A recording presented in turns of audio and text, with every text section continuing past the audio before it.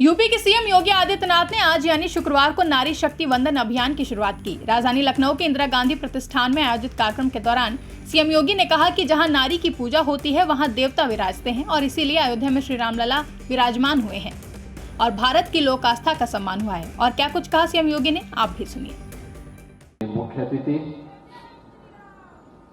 Bharatiya Janata party की राष्ट्रीय सचिव श्रीमती विजया राहटकर जी, भारतीय जनता पार्टी के प्रदेश के लोकप्रिय अध्यक्ष माननीय चौधरी भूपेंद्र सिंह जी, उत्तर प्रदेश सरकार में मेरे वरिष्ठ सहयोगीगण, उप मुख्यमंत्री द्वय श्री केशव प्रसाद मौर्य जी, श्री ब्रजेश पाठक जी, प्रदेश संगठन के महामंत्री माननीय श्री धर्मपाल जी,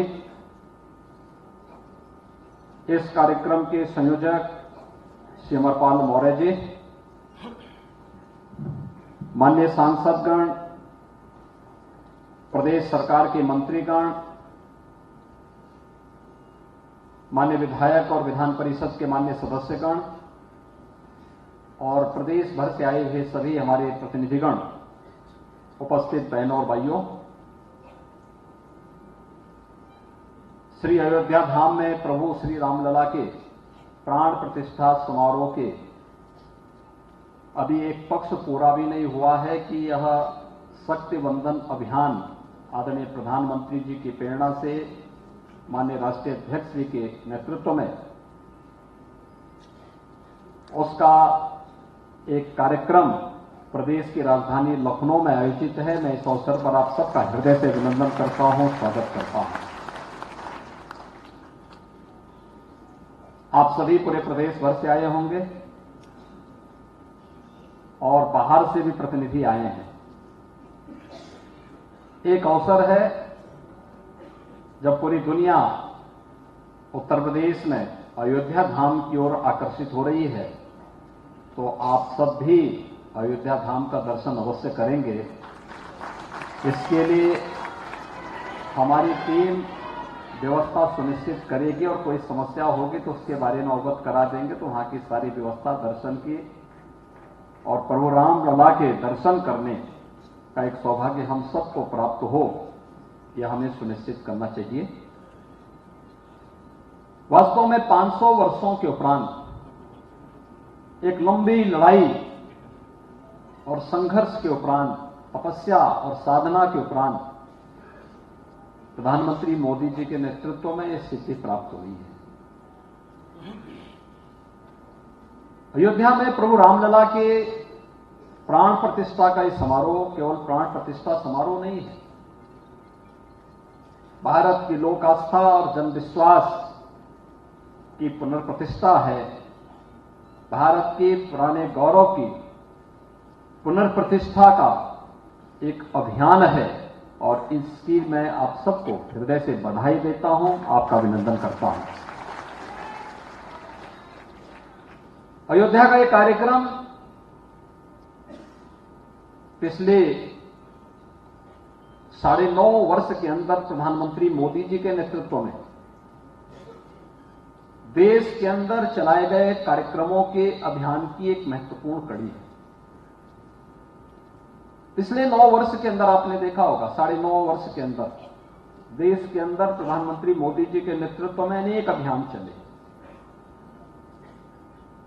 उन सभी अभियानों का केंद्र बिंदु व्यक्ति, जाति, मत, मजहब, क्षेत्र या भाषा नहीं था। उनका केंद्र बिंदु एक विराट था। अगर लेना है तो मोदी जी ने कहा कि नहीं, हम व्यक्ति को नहीं इसमें वो कर सकते, किसी व्यक्ति विशेष के लिए नहीं, किसी जाति विशेष के लिए नहीं, किसी मत और मजहब विशेष के लिए नहीं। हमें किसी की तुष्टि नहीं करनी है, बल्कि संपूर्ण समाज की संतुष्टि के अभियान के साथ हमें आगे बढ़ना है। और संपूर्ण समाज की संतुष्टि का आधार गरीबों के लिए, किसानों के लिए, महिलाओं के लिए, नौजवानों के लिए और समाज के प्रत्येक तबके के लिए जो योजनाएं बनी, आज वे योजनाएं 22 जनवरी के कार्यक्रम की आधारशिला बन रही है, जो राम राज्य की पुनर्प्रतिष्ठा का कार्यक्रम का हिस्सा है। राम राज्य की कल्पना तो हम जब करते हैं इसी बात को लेकर करते हैं ना, कि जिसमें कोई अभाव ना हो, भेदभाव ना हो, हर व्यक्ति खुशहाल हो। और पिछले 9-10 वर्षों के अंदर देश के अंदर योजनाओं का लाभ जिस रूप में प्राप्त हुआ, वो कल्पना करता था कि गरीबों के लिए आवास मिलेंगे। 4 करोड़ गरीबों के आवास बने देश के अंदर बिना भेदभाव के, और उनमें से ज्यादातर का मालिकाना अधिकार महिलाओं के हाथों में है। देश के अंदर आपने स्वच्छ भारत मिशन के अंतर्गत बने हुए शौचालय, 12 करोड़ शौचालय देश के अंदर बने, यानी इतने परिवार ऐसे थे जिनके पास अपना व्यक्तिगत शौचालय नहीं था। नारी गरिमा तार-तार होती थी, लेकिन आज उनके पास अपने घर में व्यक्तिगत शौचालय भी है, हर घर नल योजना से शुद्ध पेयजल की व्यवस्था भी है। सदियों से चली आ रही व्यवस्था, एक गरीब का जहां पर आवास है, उस आवास का मालिकाना अधिकार उसको नहीं प्राप्त होता था। घर अगर टूट गया, दोबारा मकान बनाना चाहते थे तो गांव के दबंग उस आवास को बनने नहीं देते थे। पीएम स्वामित्व योजना के अंतर्गत देश के अंदर हर उस परिवार को जिसका गांव में जहां आवास है, वहां का मालिकाना अधिकार का पट्टा भी उसे प्राप्त हो गया है, और यह पूरे देश के अंदर एक अभियान के रूप में हुआ है।